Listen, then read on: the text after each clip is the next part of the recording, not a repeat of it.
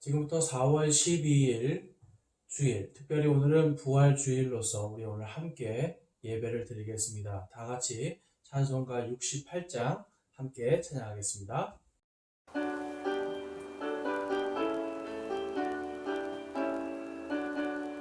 오 하나님 우리의 창조주시니 내 주님께 귀한 것 드립니다.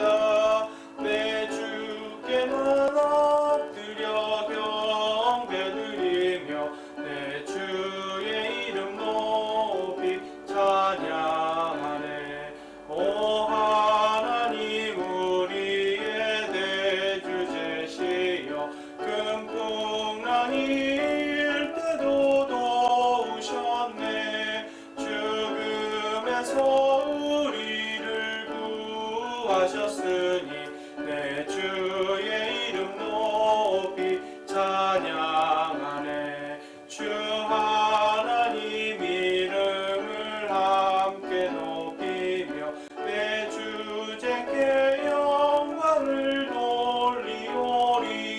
그 능력이 우리를 지켜주시니 주 하나님을 높이 찬양하네. 아멘. 다음은 찬송가 180장입니다. 찬송가 180장 찬양하겠습니다.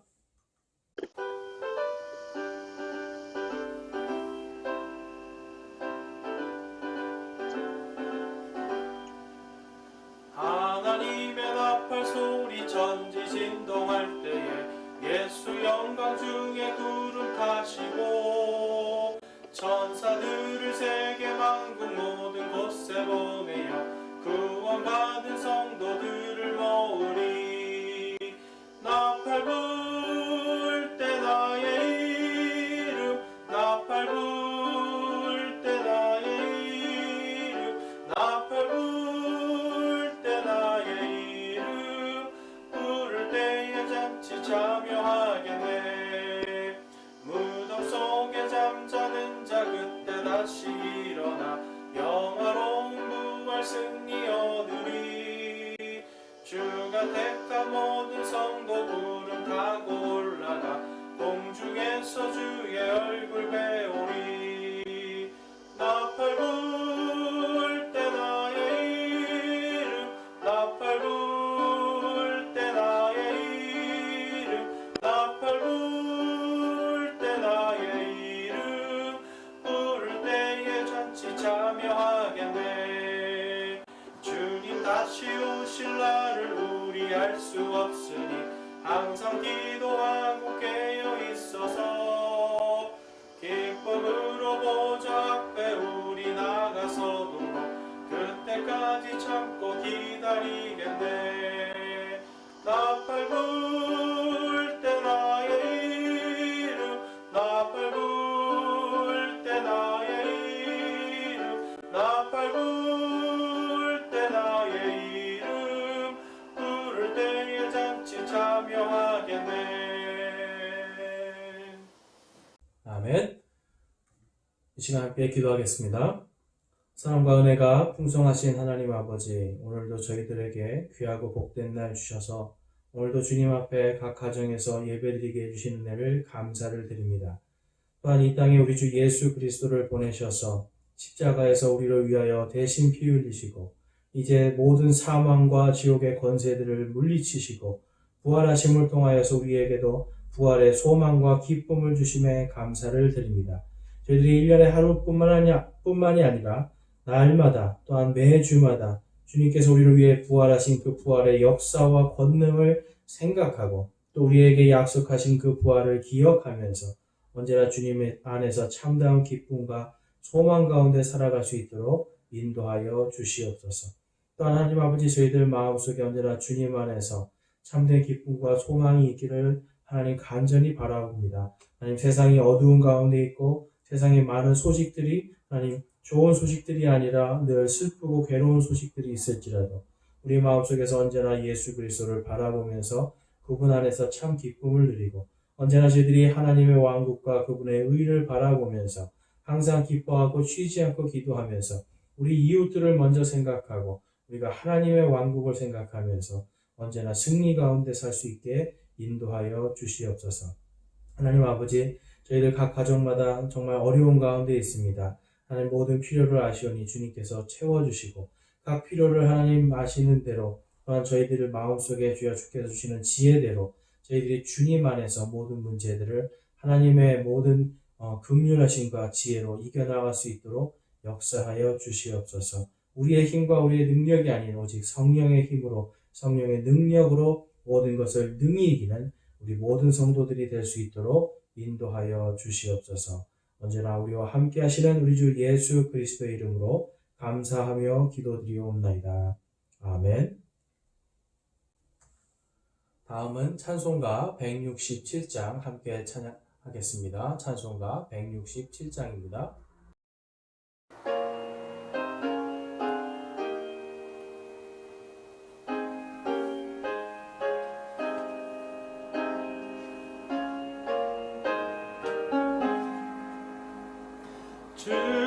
즐겁도다 이날 세세에 할 말 사망 권세 깨고 하늘이 열려 죽은 자가 다시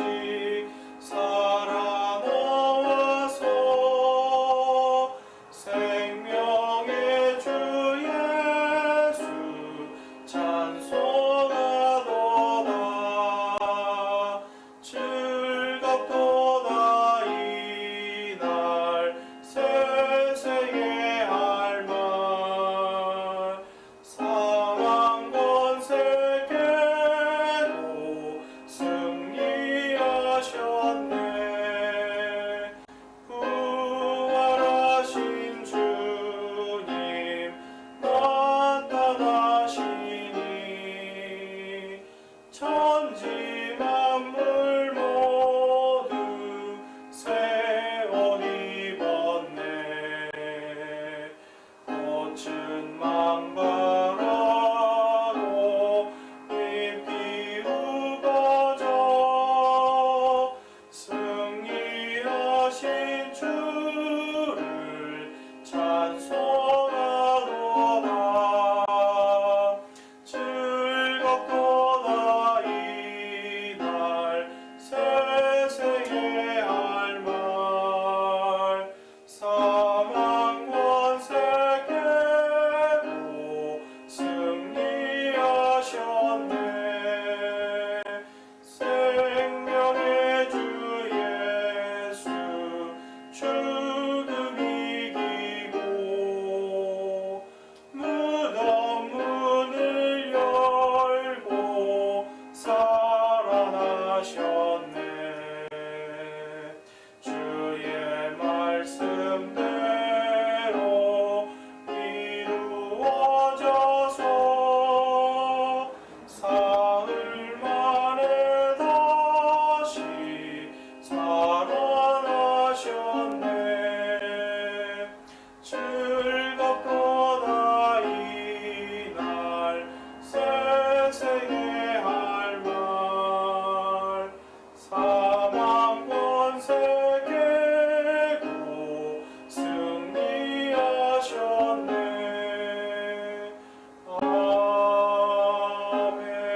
아멘. 오늘 함께 읽으실 하나님의 말씀은 사도행전입니다. 사도행전 1장 9절에서 11절 그리고 20절에서 22절 말씀 함께 읽겠습니다. 한 절씩 교독하겠습니다. 제가 먼저 9절 말씀 읽겠습니다. 이것들을 말씀하신 뒤에 그분께서 그들이 보는 동안에 들려 올라가시니 구름이 그들을 받아들여 그들이 보이지 못하게 하더라. 그분께서 올라가실 때에 그들이 똑바로 하늘을 바라보고 있는데 보라 흰옷 입은 두 남자가 그들 곁에 서며 또 그들이 이르되 너희 갈릴리 사람들아 너희가 어찌하여 서서 하늘을 바라보느냐 너희를 떠나 하늘로 들려 올라가신 이 동일한 예수님께서는 너희가 그분께서 하늘로 들어가심을 본 그대로 오시리라 하니라. 제가 20절 말씀 읽겠습니다. 시편책에 기록된 바 그의 처소를 황폐하게 하시며 아무도 그 안에 거하지 못하게 하소서 하였고 또 그의 감독직을 타인이 취하게 하소서 하였나니 그러므로 주 예수님께서 요한의 침례로부터 시작하여 그들을 떠나 들려 올라가신 바로 그날까지 우리 가운데서 드나드시던 모든 때에 우리 함께 22절 읽겠습니다. 우리와 함께 다니던 이 사람들 중에 반드시 하나를 임명하여 우리와 함께 그분의 부활을 증언할 증인이 되게 하여야 하리라 하매. 아멘. 우리 함께 기도하겠습니다. 오늘도 찬양받기에 합당하신 주님을 찬양합니다. 하나님, 주님께서 부활하심을 통하여서 우리에게 부활의 증인의 사명을 주시고 또한 이 시대를 살아감에 있어서 마지막 때에 우리가 부활을 준비하는 주님의 참다운 증인들로서 살아갈 수 있는 소망을 주심에 감사를 드립니다.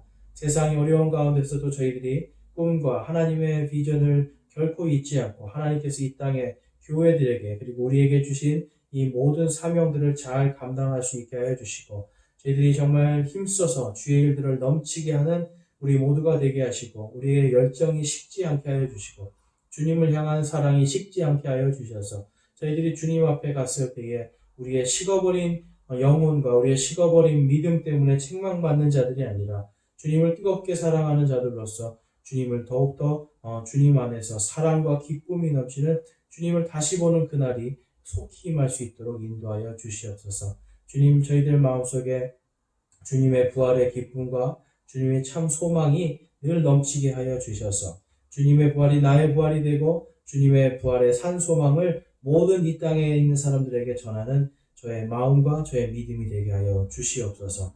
언제나 주님 안에 참된 기쁨 주심에 감사를 드리며 우리 주 예수 그리스도의 이름으로 기도드리옵나이다. 아멘. 할렐루야. 오늘은 저희들에게 부활 주일로서 하나님께 온전히 예배 드리는 날입니다. 제가 늘 말씀드리는 것처럼 1년 12달 매 주일이 저희들에겐 부활의 주일이고 또한 저희가 늘 기념해야 될 것이 우리의 모든 예배 가운데 찬양과 영광을 돌려야 될 것이 또한 예수 그리스도의 부활입니다. 그래서 오늘은 특별히 교회여 부활을 준비하라 라는 말씀을 가지고 저는 사도행전 1장 9절에서 10절 그리고 20절에서 22절 말씀을 선포하겠습니다. 저는 오늘 여러분들에게 강력하게 주장하기를 원합니다. 교회여 부활을 준비하라. 많은 사람들이요, 여러분, 이 부활을 생각하고요, 부활에 대해서 감사하는 마음도 갖고 찬양도 합니다.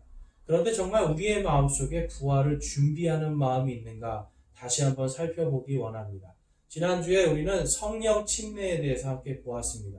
이 침례라는 것이 완전히 물속에 들어가고 다시 예수 그리스도와 함께 사는 나의 옛사람은 죽고 나의 새로운 삶, 예수 그리스도 안에서 거듭난 삶이 다시 시작되는 것을 상징하는 게 침례라는 것을 보았고 특별히 우리가 예수 그리스도를 믿고 구원받는 그 즉시로 내가 예수님은 주는 살아계신 하나님이시오 나의 그리스도시고 개인의 구세주입니다라고 고백하는 그 순간 나의 옛것은 죽어버리고 나는 예수 그리스도 안에서 다시 사는 이 성령 침례로 새롭게 거듭나는 것을 한번 우리는 보았습니다.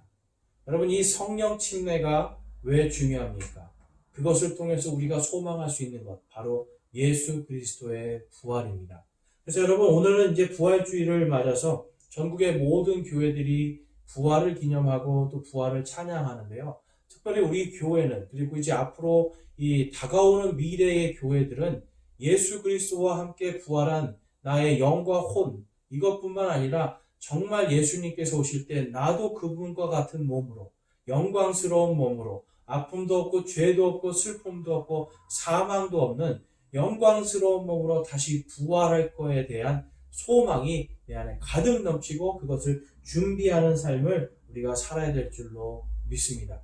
저는 그것을 위해서 오늘 이 부활을 준비하라라는 제목을 가지고 왔습니다.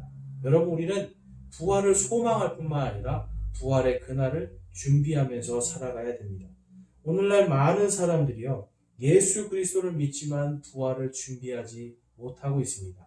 그 이유는 다른 것이 아니라 저희가 지난주에 살펴본 것처럼 성령 침례에 대한 확실한 개념, 내가 구원의 확실한 확신에 대한 그러한 믿음, 또한 침례를 통해서 내가 부활할 거라고 하는 그러한 산 소망, 이러한 것들이 우리 안에서 교리적으로 잘 정립이 되지 않으니까 내가 구원받았는데도 구원받고자 노력하는 사람들이 아직도 있고요. 구원받지 못했을까봐 두려워하는 사람들이 아직도 많이 있습니다. 그렇기 때문에 저희는 오늘 이 성령 침례와 지난주에 이어서 성령 침례를 이제 받은 우리들이 정말 주님 안에서 또한 부활을 꿈꾸고 준비해야 되는 것을 함께 보고자 합니다. 여러분, 눈에 보이지 않는 성령님을 우리는 믿고 있습니다. 또한 우리 눈에 보이지 않는 예수 그리스도를 믿고 있습니다. 또한 우리의 눈에 보이지 않는 창조주 하나님을 믿고 있습니다. 우리는 눈에 보이지 않는 이런 성령님, 눈에 보이지 않는 예수 그리스도를 믿지만 이분들께서 우리는 어떻습니까? 살아계시다라는 걸 믿습니다. 그런데 오늘날 많은 사람들은 내 눈에 보여주면 예수를 믿겠다. 보이지 않는 신을 어떻게 믿느냐라고 반박하면서 공격을 합니다. 근데 여러분, 그거 아십니까? 제가 그런 분들에게 요즘 질문하고 싶은 게 있습니다. 여러분, 보이지 않는 바이러스를 그 바이러스 때문에 죽는다는 것을 여러분들이 믿습니까? 라고 저는 질문하고 싶습니다. 오늘날 수많은 사람들이요, 보이지 않는 바로 이 바이러스 때문에, 특별히 여러분 그 바이러스가 갖고 있는 것이 무엇입니까? 여러분, 사망의 권세입니다. 이 바이러스가 또한 우리 눈에 보이지 않는 세균들이 정말 눈에 보이지 않을 만큼 작은 것들인데 우리 몸에 들어왔을 때 이것이 확 퍼져서 사람을 죽일 수 있는 사망의 권세를 갖고 있습니다. 그래서 성경의 여러 군데에서 보면 하나님께서 역병들을 통해서 죄인들을 치시고 회개하고 돌이키게 하는 그 역사를 주심을 우리가 볼 수가 있는데, 여러분, 이처럼 세상은요, 보이지 않는 것들에 의해서 움직여질 때가 너무나 많고 보이지 않지만 권능을 갖고 있는 것들이 너무나도 많습니다. 그런 의미에서 여러분, 우리는 특별히 어떤 권능을 소망해야 됩니까? 생명의 권능, 또한 우리를 눈에 보이지 않지만 실제로 역사하시고 살아계신 하나님의 권능을 우리는 볼 수 있어야 됩니다. 이것이 바로 믿는 자의 눈이고 이것을 볼 때 우리가 구원받을 수 있는 길이 열리는 겁니다. 여러분, 이 하나님께서 살아계시다는 것, 보이지 않는 하나님께서 살아계신다라고 하는 것을 우리가 어떻게 할 수 있을까요? 그것은 바로 이 성경책에 있는 기록들로 알 수 있는 겁니다. 여러분, 이 성경책에 있는 기록, 이 하나님의 말씀은 살아있고 운동력이 있다라고 성경이 말씀하고 있습니다. 이것이 살아있고 운동력이 있는 이유가 무엇입니까? 그것은 이 말씀들이 성취되기 때문에 살아있고 운동력이 있는 겁니다. 즉 말해서 역사 속에서 이 모든 시대와 모든 대상들을 하나님의 뜻 가운데서 하나님의 성령으로 인도하시는 것을 그대로 보여주는 게 바로 이 성경입니다. 그래서 이사야서 44장 28절에 가보면 이런 말씀이 있습니다. 고레스에 대하여는 이르기를 그는 내 목자라 그가 나의 기뻐하는 것을 다 행하리라 하고, 예루살렘에게는 이르기를 너는 세워지리라 하며 성전에게는 이르기를 내 기초가 놓이리라 하는 자니라. 아멘. 여러분, 이 이사야서에서 하나님께서는 지금 이 고레스라고 하는 사람이 태어나기도 약 180년 전에 200년에서 180년 사이입니다. 그쯤에 이사야라는 사람을 통해서 정확하게 이름까지 주면서 그를 통해서 이스라엘 백성들이 다시 예루살렘으로 돌아오고 예루살렘 성과 성전의 기초가 쌓일 거다라고 내 종으로 삼았다라고 하나님께서 예언하시는 것을 볼 수가 있습니다. 여러분, 이 예언이 실질적으로 페르시아 왕국, 바로 이 536년에 고레스라고 하고요. 역사에서는 키루스라고 하는 이 한 왕을 통해서, 페르시아의 왕을 통해서 성취가 되는 것을 볼 수가 있습니다. 여러분, 하나님은요, 역사 속에서 보이시지 않지만 하나님의 말씀으로 오늘도 살아있는 겁니다. 또한 여러분, 다니엘서가 어떻습니까? 여러분, 다니엘서에 보면 다니엘서는요, 이 땅에 정말 바빌론, 메데 페르시아, 아까 이 고레스가 페르시아잖아요. 그 다음에 그리스 왕국, 그리고 로마 왕국, 그리고 마지막 시대에 이루어질 하나님의 왕국까지 모든 시대에 걸친 것들을 하나님께서 예언해 놓으셨고, 그 예언들이 있는 그대로 다 성취가 되는 것을 볼 수 있고, 이제 앞으로 성취가 될 것을 또한 기다리는 걸 볼 수가 있습니다. 여러분, 하나님의 이 말씀은요, 인류의 역사, 그리고 우리의 삶 속에서 멀리 있는, 그냥 문자적으로만 있는 그러한 성경의 말씀이 아니라 이것은 살아있는 하나님의 말씀입니다. 여러분, 이 하나님의 말씀 속에 우리가 예수 그리스도에 대한 예언이, 예수 그리스도에 대한 그분의 탄생, 그분의 생애, 그리고 그분의 십자가의 죽으심, 부활하심, 그리고 승천하심까지의 모든 말씀이 과연 몇 개나 몇 구절이나 이 성경 말씀 안에 있을까요? 제가 그걸 다 세어보지 않았지만 학자들이 써놓은 것, 어떤 사람들이 이 세우는 것을 보니까 약 800여 개의 예언의 구절들이 있습니다. 그런데 그 중에 여러분 약 300여 개의 말씀이 예수님의 초림, 예수님이 첫 번째 오셨을 때, 예수님이 십자가에 달리시고 부활하시고 승천하신 그 모든 순간에 다 이루어지는 것을 볼 수가 있습니다. 여러분, 어떤 사람을 위해서 무려 1600년 동안 쓰여진 말씀이, 그것도 300개에 대한 예언이 그대로 이루어졌다라고 생각해 보세요. 예수님이 아니더라도 그 사람은 하나님의 아들이고 그 사람은 신적인 존재라고 믿을 수밖에 없는 겁니다. 그런데 여러분, 예수님은 실질적으로 부활하시고 승천하시는 이 모든 것들을 통해서 하나님의 말씀을 다 성취하셨습니다. 여러분, 800개 중에 300개가 성취가 됐습니다. 그리고 나머지 500개는 그분이 다시 오실 때 그것이 성취될 거라고 기록되어 있고 이제 그것이 기다려지고 있습니다. 또한 교회를 통해서 앞으로 역사할 것들에 대한 것들이 아직도 남아 있습니다. 그러니까 여러분, 300개가 성취됐다면 당연히 여러분 나머지 500개도 성취가 될 것을 우리는 믿을 수가 있는 겁니다. 오늘 말씀의 20절 말씀 한번 보겠습니다. 사도행전 1장 20절, 시편 책에 기록된 바 그의 처소를 황폐하게 하시며 아무도 그 안에 거하지 못하게 하소서 하였고 또 그의 감독직을 타인이 취하게 하소서 하였나니, 이것은 여러분 예수님을 은30에 판 유다에 대한 예언입니다. 예수 그리스도에 대한 예언 속에는요, 예수님을 판 이 유다에 대한 예언이 약 10개 이상이 됩니다. 그러니까 10가지 정도의 예수님을 파는 자, 바로 이 유다에 대한 예언이 있는데, 이 예언들도 있는 그대로 그의 죽음과 그리고 그 다음에 그를 이어서 감독직을 받는 이러한 것들까지도 하나님께서 다 예언해 놓으셨음을 우리가 알 수가 있습니다. 그래서 여러분, 이러한 것들이 이제 시편 말씀에는 굉장히 많이 있고요. 우리의 삶 속에서 우리 눈에 보이지 않지만 역사하시는 하나님에 대해서 우리는 발견하고 그분을 증거할 수 있는 겁니다. 우리 한번 누가복음 21장, 우리 말씀 한번 가보겠습니다. 누가복음 21장 먼저 9절에서 11절 말씀에 가보면 다음과 같은 말씀이 있습니다.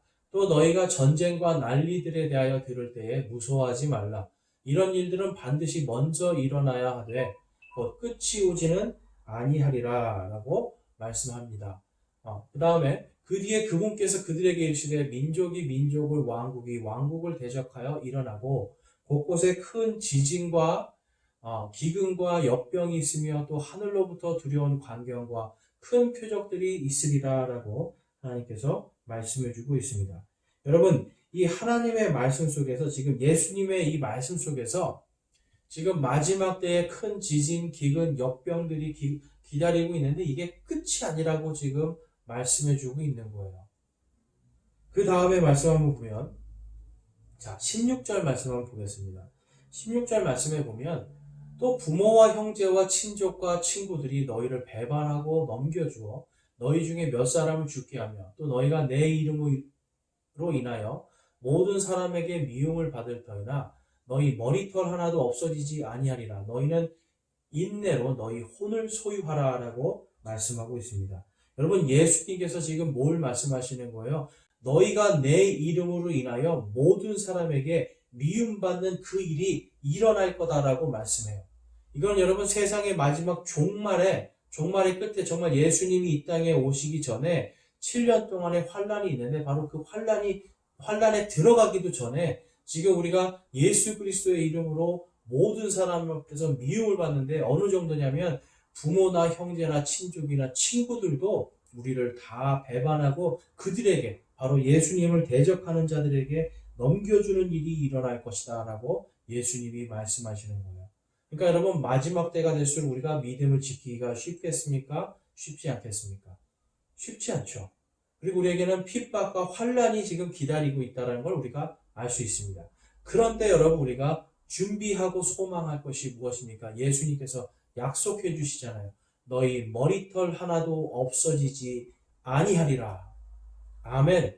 여러분 우리의 머리털 하나까지도 하나님께서 다 보호해 주시고 예수님의 이 말씀 그대로 하나님이 성취해 주실 것을 우리는 믿습니다. 예수님께서 말씀하신 것들이 지금까지 성취되지 않은 것이 여러분 있습니까? 단 하나도 없습니다. 예수님께서 나는 부활이요 생명이라고 말씀하신 것처럼 예수님은 십자가에서 죽으시고 사흘 만에 다시 부활하신 분입니다. 예수님이 살아계시는 동안에 사람들은 그분의 죽음을 보지는 못했습니다. 사람들은 그분의 어떤 십자가의 처형을 보지도 못했습니다. 그럼에도 예수님이 그 말을 하실 때 그들은 어땠습니까? 반신반의했어요. 올바로 믿지를 못하고 그런 일이 있을 수도 있지. 메시아는 반드시 죽어야 되지. 메시아는 나무에 달려야 되지. 이러한 것들을 알고 있었지만 믿음이 약했습니다. 그러나 그들이 실제로 예수님의 십자가의 보혈을 보고 부활하심을 보았을 때 이들의 마음이 완전히 바뀌는 것을 볼 수가 있습니다.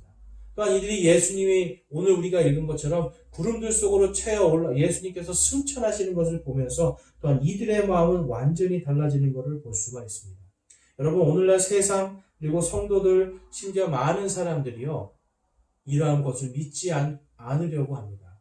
자기 눈으로 보지 않았기 때문에. 그렇지만 하나님의 말씀은요 그것이 예언되고 성취되고 하는 것들을 통해서 우리가 이 하나님의 말씀이 살아있음을 믿게 되고 그것을 통해서 우리가 보지 않았지만 이 말씀이 참된 진리의 말씀임을 우리는 성령 안에서 깨달을 수가 있는 겁니다.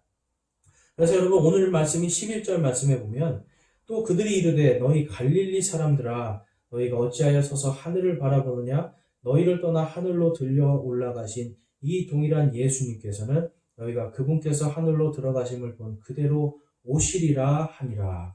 아멘. 지금 여러분 천사는 이 예수님의 제자들에게 지금 뭘 약속하고 있는 거예요?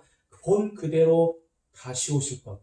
바로 예수님의 재림에 대한 것을 이들에게 소망으로 주는 걸 볼 수가 있습니다.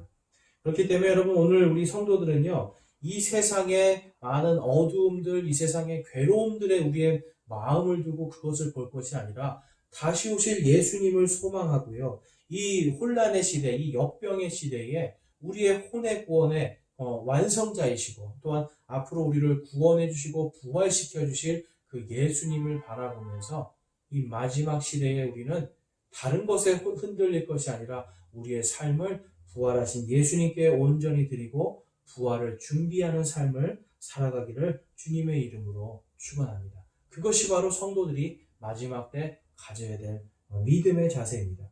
그래서 우리가 살펴볼 것은 교회는 주님의 재림을 준비해야 된다라는 것을 먼저 살펴보기 원합니다. 오늘 함께 말씀을 보시면 오늘 우리가 읽은 말씀 중에 9절 말씀에 보면 이것들을 말씀하신 뒤에 그분께서 그들이 보는 동안 들려 올라가시니 구름이 그분을 받아들여 그들이 보지 못하게 하더라. 그분께서 올라가실 때에 그들이 똑바로 하늘을 바라보고 있는데 보라 흰옷 입은 두 남자가 그들 곁에 서며. 자 지금 천사들이요 예수님께서 지금 여러분 이들에게 너희는 오직 성령께서 너희에게 임하신 뒤에 너희가 권능을 받고 예루살렘과 온 유다와 사마리아와 그리고 땅의 맨 끝 지역까지 이르러 나의 증인이 되라라고 명령하시고 그 즉시로 예수님이 공중으로 올라가십니다. 순식간에 올라가시고 구름들이 그것을 못 보게 가려버리니까 이들이 그냥 멍하게 쳐다보고 있었어요. 그때 천사들이 나타나서 다음과 같이 말씀합니다. 너희를 떠나 하늘로 들려 올라가신 이 동일한 예수님께서는 너희가 그분께서 하늘로 들어가심을 본 그대로 오시리라. 아멘. 여기서 보면 천사들이 뭐라고 말씀하죠? 이 동일한 예수님. 여러분 이 동일한 예수님이 누구십니까? 바로 여러분 부활하신 예수님이에요. 많은 사람들이 지금 예수님이 영적인 존재로 계신다라고 생각하는데 그게 아닙니다. 너희가 본 그 동일한 예수님, 바로 부활하신 예수님이 너희들이 본 그대로 다시 오시리라라고 말씀하고 있는 거예요. 여기가 지금 예루살렘 앞 동쪽의 올리브산입니다. 이 감람산이라고도 하고 올리브산이라고 하는 이곳에서 제자들은 예수님이 올라간 것을 보았어요. 스가랴서 14장에 가면 너희 그 본 그대로 예수님의 발이 마지막에 예루살렘 앞 동쪽 올리브산에 내려올 것을 예언하고 있습니다. 예수님은 이 천사들의 말대로 너희들이 본 그대로 부활하신 모습 그대로 다시 오실 거라고 하는 부활의 소망 그리고 재림의 소망을 이들에게 주는 것을 볼 수가 있습니다. 여러분, 예수님의 부활이 없으면요, 승천도 없는 거예요. 여러분, 예수님의 부활이 없으면 승천도 없는 겁니다. 우리 1장 3절 말씀 한번 보겠습니다. 사도행전 1장 3절에 보면 그분께서 순환을 받으신 뒤에 또한 자신이 살아계심을 절대 확실한 많은 증거들로 그들에게 보여주시고 40일 동안 그들에게 보이시며 하나님의 왕국에 관한 것들을 말씀하시고. 아멘. 절대 확실한 증거들, 많은 증거들로 그들에게 40일 동안 보여주신 예수님의 부활의 모습입니다. 이 고린도전서에 가보면 과연 몇 명이 보았는가까지 이렇게 적어 놓았습니다. 고린도전서 15장 6절에 보면 그 뒤에 그분께서 500여 형제에게 한 번에 보이셨는데 그 중에 대다수는 지금까지 남아있고 어떤 사람들은 잠들었느니라. 아멘. 여러분, 예수님의 부활을 보고요, 예수님께서 부활하신 몸으로 공중에 올림받는 이 승천하는 그 모든 것들을 본 사람들이 이 고린도전서가 쓰여질 때가 예수님 돌아가시고 약 20년 뒤에거든요. 그러니까 이때까지도 30년 뒤에까지도 아직도 그 형제들이 500명 중에 살아남아서 그것을 증거하고 있었던 때입니다. 그렇기 때문에 여러분, 거짓말을 사도행전에 써놨다면 이들이 당장에 반발을 했을 텐데 이 모든 사람들이 여러분 그때까지도 예수님의 부활의 증거가 되었음을 볼 수가 있습니다. 여러분, 부활의 증거를 이들은 하나님의 말씀을 통해서 그리고 자신들의 체험을 통해서 증거하고 다녔습니다. 여러분, 초대교회의 부활의 복음은요, 너무나 확실했습니다. 왜냐하면 그들이 보았기 때문에. 그래서 여러분, 이 부활에 대한 이들의 소망과 복음에 대한 확신은 여러분, 그냥 다른 곳에 나온 것이 아니라 이 초대교회의 처음에 이 교회를 세웠던 사람들이 대부분이 유대인이었기 때문에 하나님의 말씀에 그것이 기초하면 받아들여지고 기초가 되지 않으면 받아들이지 않았던 걸 볼 수가 있는데, 먼저 예수 그리스도의 승천에 대한 이 시편의 말씀이 있습니다. 시편 47편 5절에 보면 하나님께서 큰 소리와 함께 올라가시며 주께서 나팔 소리와 함께 올라가셨도다. 자, 지금 예수님께서 올라가셨다라는 것을 지금 이 영 안에서 다윗이 보고 이렇게 시편으로 시로서 기록을 해놨습니다. 그 다음에 시편 68편 18절에 가보면 주께서 높은 곳으로 올라가시며 포로로 잡힌 자들을 포로로 이끄시고 사람들을 위하여 선물들을 받으시되 참으로 거역하는 자들을 위해서도 받으셨사오니 이것은 주 하나님께서 그들 가운데 거하려 하심이니이다. 여기서 이 선물은 무엇이죠? 높은 곳에서 오는 하나님의 권능, 바로 성령님에 대해서 말씀하고 있는 거예요. 사람들을 위하여서 예수님은 지금 권능을 받으시고 성령의 권능으로서 그들 가운데, 바로 예수 그리스도를 믿고 구원받은 그들 가운데 거하기 위해서 하늘로 올라가실 것이다 라고 이 시편 기자는 말씀하고 있는 겁니다. 그래서 여러분, 주께서 높은 곳으로 올라가시며 예수님의 승천은요, 이미 지금 예수님이 태어나기 1000년 전에 다윗을 통해서 지금 예언이 되고 있는 것을 볼 수가 있습니다. 그것이 그대로 성취가 된 것을 이 유대인들은 이 시편 말씀을 알기 때문에 그것을 보고 믿고 확신하게 되는 겁니다. 여러분, 부활의 증인들은요, 언제나 보고 믿고 확신한 것들을 전했습니다. 그래서 500의 형제들이 이 고린도전서가 쓰여질 때까지만 해도 많은 사람들이 죽었지만 또한 많은 사람들이 살아서 부활을 증거한 것을 볼 수가 있습니다. 여러분, 이 부활의 선포를 통해서 이들은요, 언제나 이 당시에 마라나타라는 말을 썼습니다. 마라나타라는 말은 주께서 오십니다라는 뜻이에요. 또 어떤 사람들은 주 예수여 오시옵소서 이렇게 표현을 하시는데 그게 다 맞는 말이죠. 주께서 오십니다. 이것이 당시에 이 그리스도인들이 서로 나누었던 인사들입니다. 샬롬이라는 인사도 했지만 이들은 마라나타, 힘들고 어려울 때마다 마라나타, 마라나타 하면서 주님의 재림을 준비하였던 겁니다. 여러분, 주님께서 내일 오신다고 생각해 보세요. 오늘 하루를 여러분 허투루 살 수 있겠어요? 오늘 하루를 성경 말씀에 어긋난 삶을 살 수 있겠어요? 결코 그럴 수 없죠. 우리 성도들은 주님의 재림을 소망하면서 준비하는 삶을 살아야 됩니다. 오늘날 여러분 세상 사람들이요. 이 세상 사람들도 여러분 종말을 대비하고 준비하면서 살아가고 있어요. 그런데 우리 교회는요. 정작 지금 예수님이 오실 날이 점점 가까이 오고 있음에도 불구하고 그분의 재림을 준비하지 못하고 있는 것을 볼 수가 있습니다. 자, 과연 세상은 어떻게 다음 세상을 준비하고 있을까요? 이 앞에 영상을 보시면 이게 이제 채널A라고 하는 뉴스에서 나오는 건데요. 이 첨단 무기보다 중요한 마스크, 현대판 해적 이렇게 돼서 지금 이 민족이 민족들을 예수님이 말씀하셨잖아요. 민족이 민족을, 왕국이 왕국을 대적하는 일이 지금 이 코로나 때문에 발생하고 있습니다. 마스크 하나 없겠다고 해서 중간에서 막 빼돌리고 뺏고 이러한 일들이 지금 막 생기고 있는 거예요. 거기서 보면 이 깃발들이 있죠, 여러분. 미국, 중국, 프랑스, 독일 정말 이렇게 잘 사는 나라들이잖아요. 그렇죠? 세계 선진국이라고 하는 나라들이 지금 이 마스크 하나 때문에 서로 속고 속이면서 지금 이러한 일들을 하고 있다라는 걸 볼 수가 있습니다. 다음은 이 미국의 이제 키신저라는 사람인데요. 미국의 이제 외교의 거장입니다. 이 사람이 이런 발언을 합니다. 코로나 세계 질서 완전히 바꿀 것. 이 사람이 지금 이 코로나 때문에요. 이 전 세계가 완전히 바뀔 것이다라고 예상을 하고 그거에 대한 준비를 해야 된다. 그러면서 이제 세계 질서가 완전히 바뀔 거다라고 지금 이 사람이 내다보고 있는 거예요. 신세계 질서가 생길 거를 내다보고 있는 겁니다. 그 다음을 보시면 이제 한국경제에서 이러한 기사가 나왔습니다. 코로나19로 세계정부 시대 도래, 글로벌 부양책만 3조 달러. 그리고 이제 이 SCMP, 이거는 사우스 차이나 모닝 포스트입니다. 이 홍콩에 있는 언론사인데 여기서 뭐냐면 급구 코로나 위기 극복할 글로벌 리더를 구한다라고 이렇게 기사를 내는 거예요.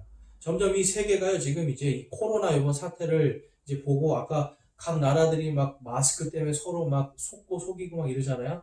이러한 것들 이 안전과 어떤 이 보안 그리고 또한 이 어떤 방역 이러한 것들을 전체를 통괄할 글로벌 리더가 필요하고 세계 정부가 필요하다. 그래서 이러한 것들을 지금 준비해야 된다. 이러한 이야기를 하고 있는 겁니다.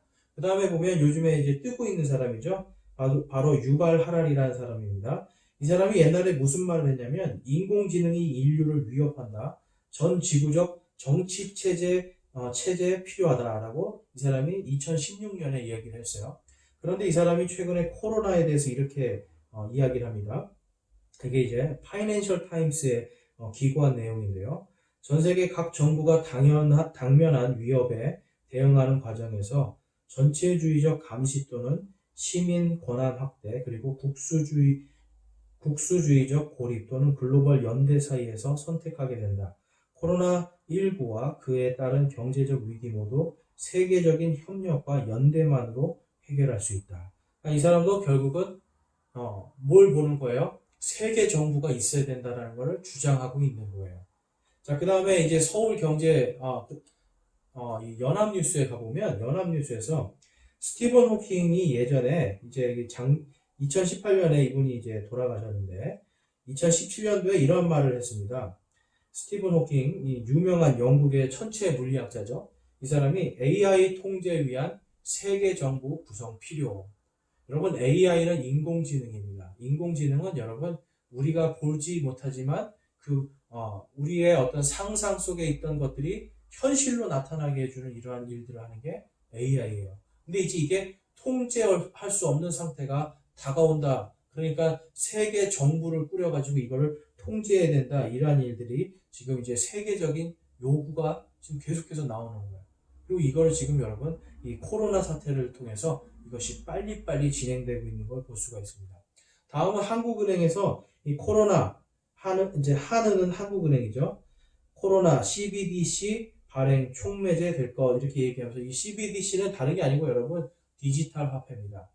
그러니까 지금 우리가 쓰고 있는 이 지폐나 이러한 것들이 이제 다 없어지고 그냥 다 디지털로 하는데요. 여러분 이게 제가 다음 스크린을 보면 아시겠지만 이 디지털화를 시키기 위해서 2023년에 체내 삽입형 기기를 이들이 도입할 거를 지금 이미 2015년부터 다 준비하고 앞으로 미래를 향해 가고 있는데 이게 이제 코로나를 통해서 완전히 빨리 앞당겨지는 일이 생길 거다라는 게 지금 미래학자들의 그런 공통된 의견입니다. 그래서 앞으로 이제 요한계시록에 나오는 이 여러분들이 많이 들어본 666표, 이 오른손 안에 그리고 오른손과 이마 안에 넣는 그것이 기술적으로 다 만들어지는 것, 매우 빨리 만들어지는 시기가 바로 이 코로나 이후의 시기가 되겠습니다.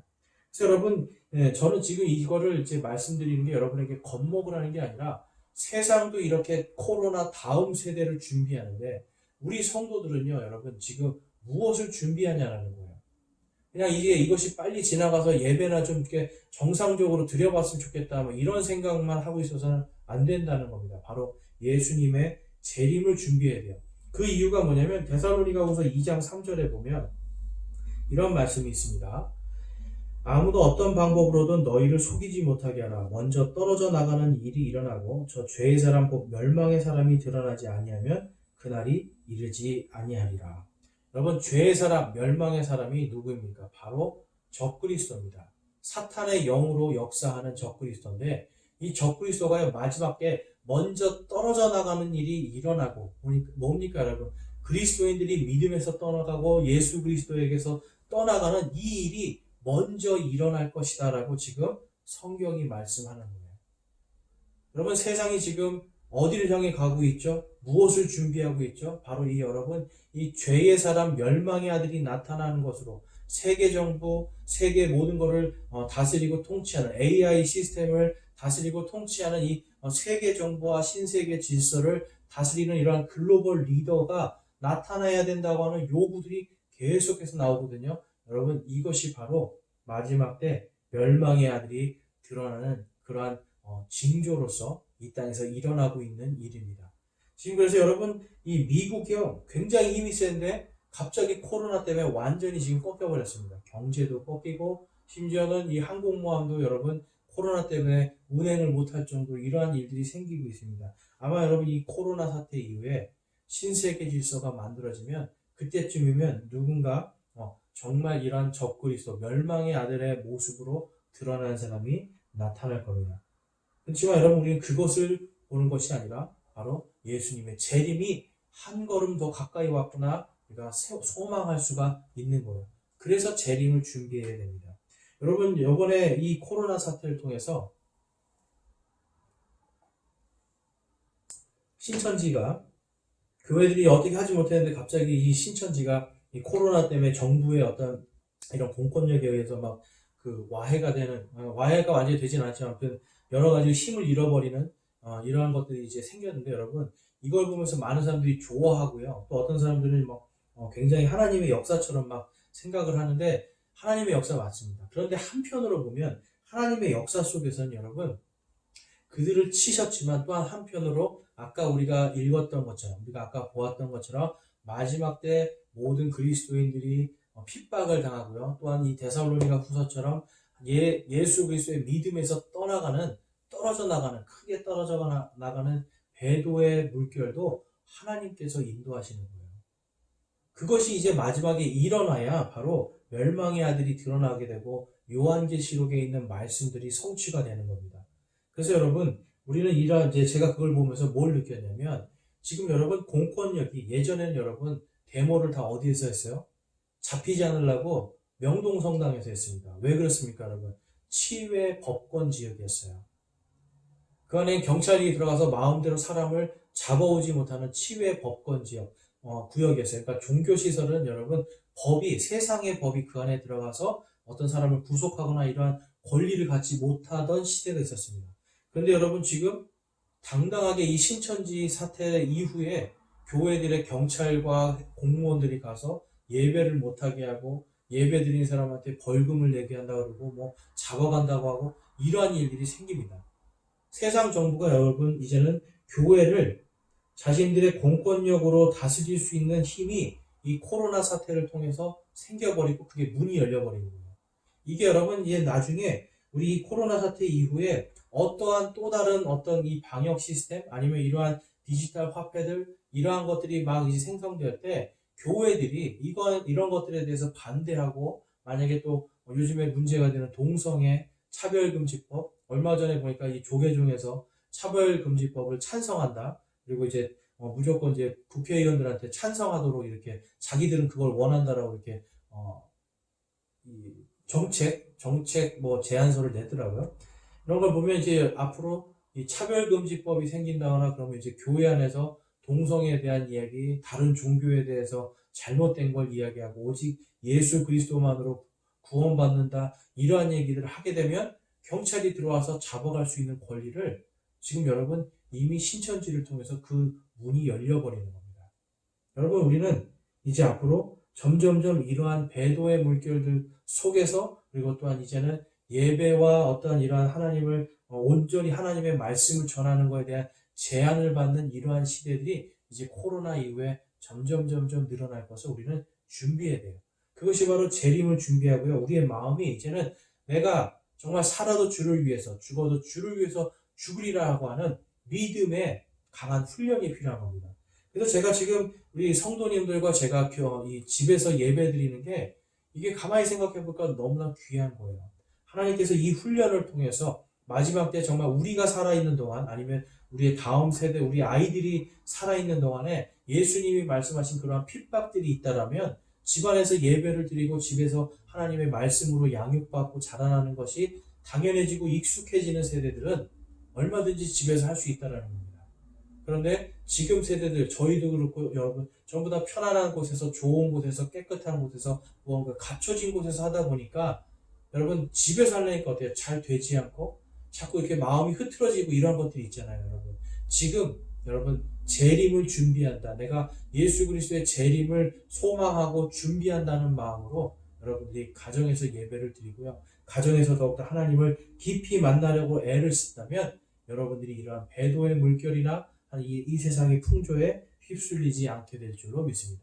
그 다음에 우리가 볼 것은 바로 우리는 부활을 준비해야 된다는 거예요. 자, 오늘 말씀에 보면 22절 말씀 보겠습니다. 우리와 함께 다니던 이 사람들 중에 반드시 하나를 임명하여 우리와 함께 그분의 부활을 증언할 증인이 되게 하여야 하리라 하매. 여러분 지금 성도들은요. 이 시대가 어두워지면 어두워질수록 무엇이 되어야 되는 거예요? 바로 부활의 증인이 되어야 됩니다. 이 초대교회 지금 이 사람들은 유다, 배신한 가룟 유다를 대신해서 한 사람을 세우는데요. 그 사람이 반드시 무엇이 되어야 된다고 말씀하고 있는 거예요? 부활의 증인이 되어야 된다고 말씀하고 있는 겁니다. 여러분 왜 부활의 증인이 되어야 될까요? 부활이 바로 어두운 시대의 마지막 시대에 빛이 되고 소망이 되기 때문에 그렇습니다. 예수님께서 뭐라고 말씀하셨습니까? 선을 행하는 자들은 생명의 부활로 악을 행하는 자들은 정죄의 부활로 나오리라. 예수님께서 또한 나는 부활이요 생명이니 나를 믿는 자는 죽어도 살겠고 누구든지 살아서 나를 믿는 자는 결코 죽지 아니하리라. 이것을 내가 믿느냐 하시니 여러분 믿으십니까? 아멘. 여러분 선을 행하는 자는 생명의 부활로 나타나고 악을 행하는 자들은 정죄의 부활로 나오리라라고 예수님이 말씀하셨어요. 그래서 여러분 성경에는 그러면 정죄의 부활이 있고 또한 이 성도들이 받을 생명의 부활이 있다는 걸 우리가 알 수가 있는데 여러분 이 생명의 부활, 정죄의 부활 여기에서 여러분 중요한 것이 무엇입니까? 바로 우리가 예수 그리스도의 부활을 믿는 그 믿음으로 생명의 부활로 들어간다는 거예요. 이 로마서 10장 말씀해 보겠습니다. 로마서 10장 9절에서 10절의 말씀 보면 내가 만일 내 입으로 주 예수님을 시인하고 하나님께서 그분을 죽은 자들로부터 살리신 것을 내 마음속으로 믿으면 구원을 받으리니 사람이 마음으로 믿어 의에 이르고 입으로 시인하여 구원에 이르느니라. 아멘. 여러분 우리가 구원받는 조건이 무엇입니까? 주 예수님을 시인하고 예수님을 나의 주님으로 내 인생의 주인으로 시인하고요. 하나님께서 그분을 죽은 자로부터 살리신 것, 바로 그분의 부활을 내 마음으로 믿으면 구원을 받습니다. 여러분, 십자가만 믿어서도 안 되고요. 여러분, 어떤 예수님의 재림만 믿어서도 아니고 그분이 반드시 우리가 제자들이 본 그대로 부활하신 몸 그대로 살아나셨고 다시 오실 것이라고 하는 이 부활의 믿음을 내 안에 믿으면 구원을 받는 겁니다. 그리고 사람이 마음으로 믿어 의에 이르고 입으로 시인하여 구원을 받는 것, 바로 부활을 내가 시인하는 그 믿음이에요. 마음으로 믿는다고 해도 여러분 입으로 시인하는 것이 부끄럽다라면 그것은 믿는 것이 아니겠죠. 내가 이것에 확신을 가지면 내가 누가 뭐라고 해도 예수님 부활하셨습니다라고 증언할 수 있는 게 바로 증인의 삶이고 구원받은 자의 삶입니다. 초대교회는요, 바로 여러분 이거를 가르치길 원했던 거예요. 예수님께서 여러분 이 마태복음 28장 19절 20절에도 뭐라고 말씀하셨어요? 그러므로 너희는 가서 모든 민족들을 가르치고 아버지와 아들과 성령의 이름으로 그들에게 침례를 주며 무엇이든지 내가 너희에게 명령한 모든 것을 그들에게 가르쳐 지키게 하라. 보라, 내가 세상의 끝까지 항상 너희와 함께 있느니라 하시니라. 아멘. 세상의 끝까지 함께 계시는 예수님께서 내가 말한 모든 것들을 가르치라고 말씀하셨고, 왜 침례를 명령하신 거예요, 여러분? 바로 부활의 소망, 부활에 대한 믿음을 그들이 마음으로 믿어 의에 이르고 입으로 시인하여 구원을 얻는 그 상징으로서 주라는 거였습니다. 그래서 여러분, 이 부활이라는 것은 생명의 부활로 우리 성도들에게 오는 겁니다. 자, 그럼 과연 생명의 부활은 무엇일까요? 데살로니가 전서에 가보면 생명의 부활에 대해서 이렇게 말씀하고 있습니다. 주께서 호령과 천사장의 음성과 하나님의 나팔소리와 함께 친히 하늘로부터 내려오시리니 그리스도 안에서 죽은 자들이 먼저 일어나고 그 뒤에 살아서 남아있는 우리가 그들과 함께 구름들 속으로 채어 올라가 공중에서 주를 만나리라. 그리하여 우리가 항상 주와 함께 있으리라. 아멘. 여러분, 그런데 18절 말씀이 더 중요합니다. 그러므로 이 말씀들로 서로 위로하라. 당시 핍박과 모든 고난들이 있었지만 이들에게 위로가 되는 것이 무엇이었습니까? 이들에게 너희들이 이제 살아있는 자들은 결코 죽지 아니하리라라고 하신 그 말씀대로, 그리고 죽은 자도 다시 살아나리라, 부활하리라 하신 그 말씀대로 너희가 부활할 것을 소망하고 부활을 준비하는 마음으로 마라나타 주여 오시옵소서라고 하는 그 믿음으로 서로 위로하라라고 이들에게 지금 사도 바울이 말씀하고 있는 거예요. 여러분, 지금부터 약 2000년 전입니다. 그 당시에는 지금 우리가 겪고 우리가 지금 상상하는 이러한 박해가 아닙니다. 엄청난 박해였음에도 불구하고 그들은 부활을 준비하고 부활을 소망하면서 그 모든 것들을 서로 위로하면서 부활을 준비하고 기다렸던 걸 볼 수가 있습니다. 예수님의 재림의 징조가 보이지 않았을 때에도 그들은 부활을 준비했습니다. 자, 그렇다면 정죄의 부활은 무엇일까요? 정죄의 부활은 여러분 이 계시록에 가면 나와 있습니다. 요한계시록 20장 6절 말씀에 보면 첫째 부활에 참여하는 자는 복이 있고 거룩하도다. 둘째 사망이 그들을 다스릴 권능을 갖지 못하고 도리어 그들이 하나님과 그리스도의 제사장이 되어 1000년 동안 그분과 함께 통치하리로다. 오늘 이 말씀에서 보시면 이 요한계시록 20장 6절 말씀은 지금 이 첫째 부활, 바로 생명의 부활로 일어난 자들이 복이 있고 거룩하도다라고 말씀하고요. 바로 이 생명의 부활로 일어난 사람들은 예수 그리스도와 하나님의 제사장이 돼서 1000년 동안 그분과 함께 통치할 것을 지금 약속하고 있는 겁니다. 그러니까 여러분, 지금 예수님께서 우리에게 주신 이 부활, 그리고 그분이 재림하실 때 우리가 받을 부활은 그냥 단순히 그냥 몸이 부활하고 영원히 아프지 않고 뭔가 이렇게 죽지 않는 이러한 것들 뿐만이 아니라 예수 그리스도와 함께 통치하는 영광이 함께 있는 겁니다. 자, 그 다음에 보시면 13절부터 15절입니다. 바다가 자기 속에 있던 죽은 자들을 내주고 또 사망과 지옥도 자기 속에 있던 죽은 자들을 넘겨주매 그들이 각각 자기 행위들에 따라 심판을 받았고 사망과 지옥도 불호수에 던져졌더라. 이것은 둘째 사망이라. 누구든지 생명책에 기록된 것으로 드러나지 않는 자는 불호수에 던져졌더라. 아멘. 여러분, 둘째 사망, 바로 정죄의 부활로 일어난 자들은 바로 지금 바다도 그렇고 지옥도 그렇고 그들을 다시 다 내주어서 그들이 부활한 몸으로 정죄의 부활로 하나님의 정죄를 받는데요. 누구든지 생명책에 기록된 것으로 드러나지 않는 자는 불호수에 던져졌더라라고 말씀하고 있습니다. 여러분, 생명의 부활이 이렇게 중요한 겁니다. 우리가 생명의 부활을 통해서 이 땅에서 예수 그리스도의 그 말씀하신 그 모든 것들이 성취가 되는 겁니다. 예수님의 이 재림의 소망, 그리고 우리가 부활의 이러한 준비를 함에 있어서 가장 중요한 것은 바로 우리가 생명의 부활로 다시 태어난다라는 것을 지금 성경이 약속하고 있는 겁니다. 그래서 여러분, 바로 우리가 증거해야 될 그 부활이 무엇입니까? 우리가 증거해야 되는 부활은 예수님께서 부활하신 그대로 올라가시고 다시 오시는 것을 볼 때에 그때 우리가 생명의 부활로서 첫째 부활에 참여하는 우리의 하나님의 영광이 우리를 기다리고 있다는 것을 우리는 믿고 깨달을 수가 있는 겁니다. 예수님의 그 제자들은요, 자신들이 본 그대로 다시 오실 것을 믿었습니다. 성경의 말씀을 믿었기 때문에 그들은 있는 그대로 예수님이 다시 오실 것을, 그리고 그분이 구원하실 것을 믿고 소망했던 겁니다. 주님의 십자가와 부활이 이 구원의 조건뿐만 아니라 우리의 모든 삶 속에서 이 능히 모든 것들을 이기는 권능이 되는 것입니다. 그것이 바로 우리가 마지막 때 부활을 소망할 수 있고 또한 부활을 준비하는 조건이 되는 것입니다. 그래서 여러분, 우리가 바로 부활의 증인이 된다라고 하는 것은 바로 생명의 부활의 증인이 되고요. 또한 믿지 않는 사람들에게 당신들은 정죄의 부활로 나타날 것이라는 것을 동시에 깨닫게 해주고 그들에게 그 정죄의 부활이 아니라 바로 생명의 부활로 넘어오라라고 우리가 권면해 줄 수가 있는 겁니다. 이제 여러분, 코로나 사태 이후에 기독교계도 많은 변화가 있을 겁니다. 제가 언제도 한번 설교 시간에 말씀을 드렸는데, 이제 올해 6월에 여러분 세계 종교 통합, 세계 종교 화합에 대한 선언식이 있을 예정입니다. 네덜란드 헤이그에 이 세계적으로 유명한 카네기 재단에서 이제 그것을 주최를 하는데요. 거기에 우리나라의 많은 교회들, 교단들, 이러한 목사님들, 이러한 분들이 가서 모든 종교의 구원이 있고 우리가 같이 화합하자는 것을 선언합니다.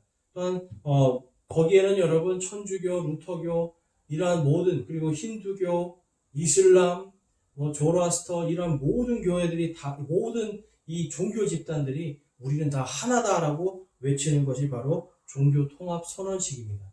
여러분, 이러한 것에서 가장 중요한 게 무엇일까요? 바로 우리만 구원받는, 우리가 예수 그리스도만으로 구원받는다고 하는 것을 부인해야 되는 거예요. 그러기 위해서는 예수님의 부활도 부인해야 되고 다시 오심도 부활해야 되고 우리 성도의 부활 역시도 우리는 부인하는 그러한 시대를 목격하게 될 겁니다.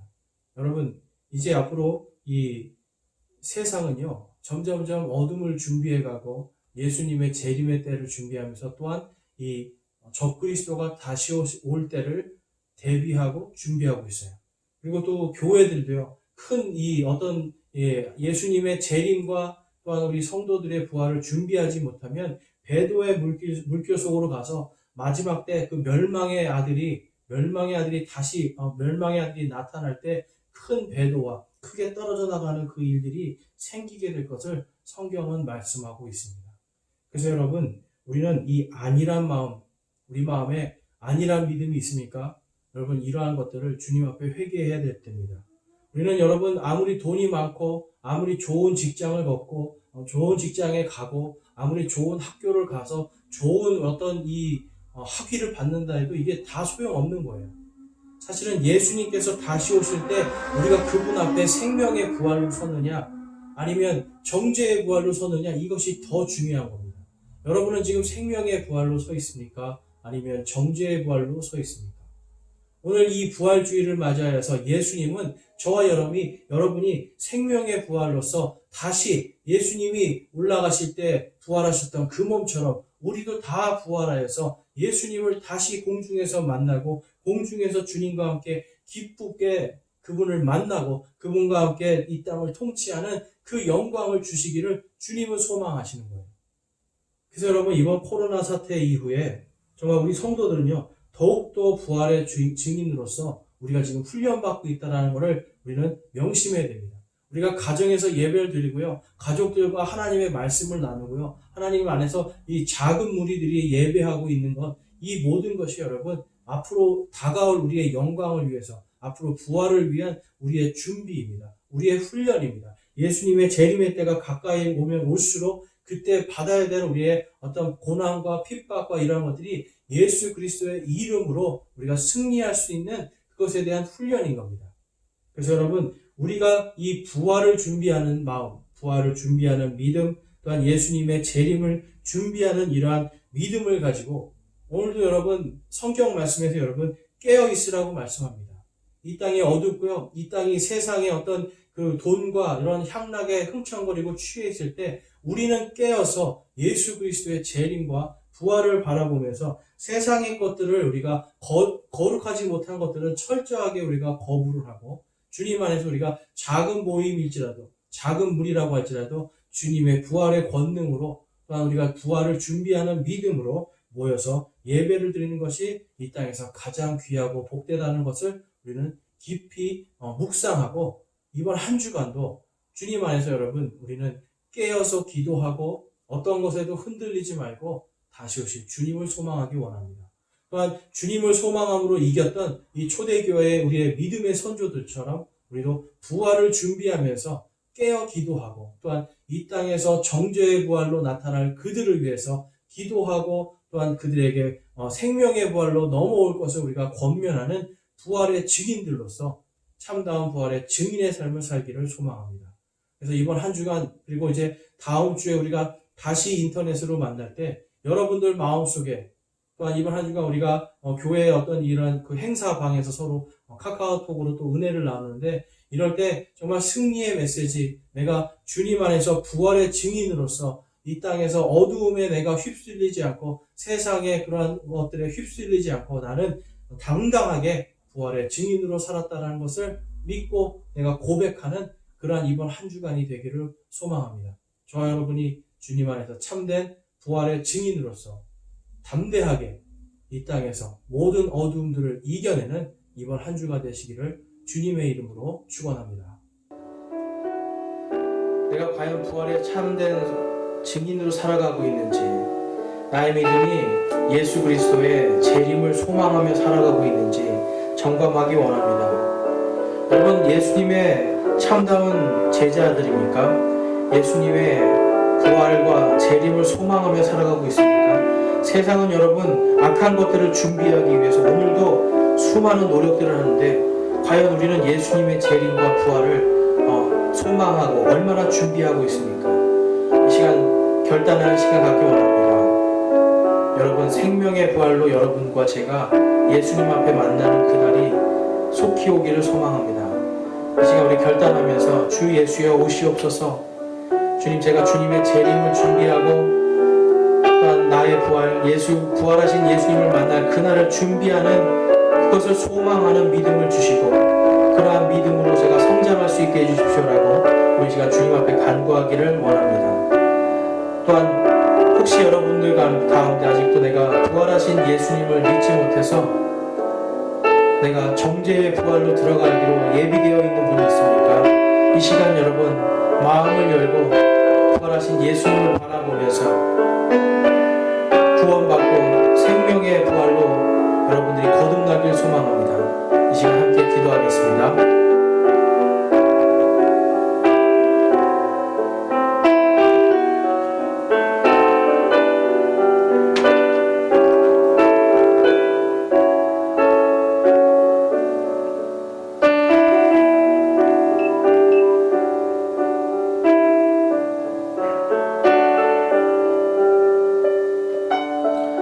오늘 여러분들 가운데 마음속으로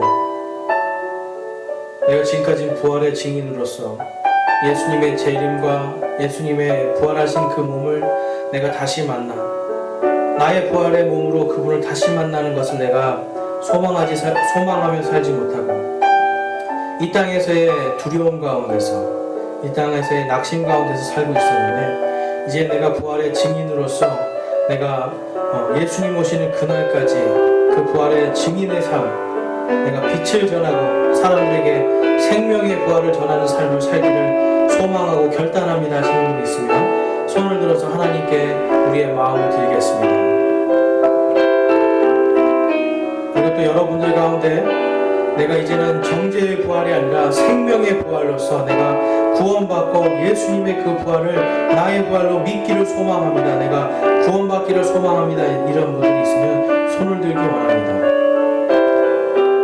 내가 이제 예수님의 부활을 내가 믿습니다라고 마음속에 믿음이 생기신 분들은 오늘 예배 후에 저에게 연락해 주시기 원합니다.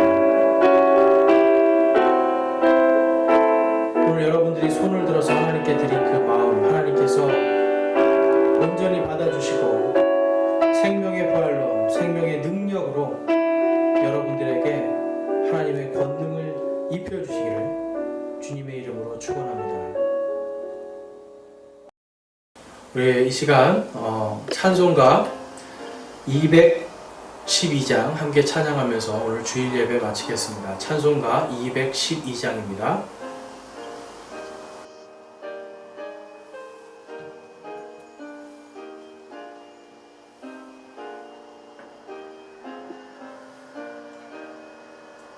겸손히 주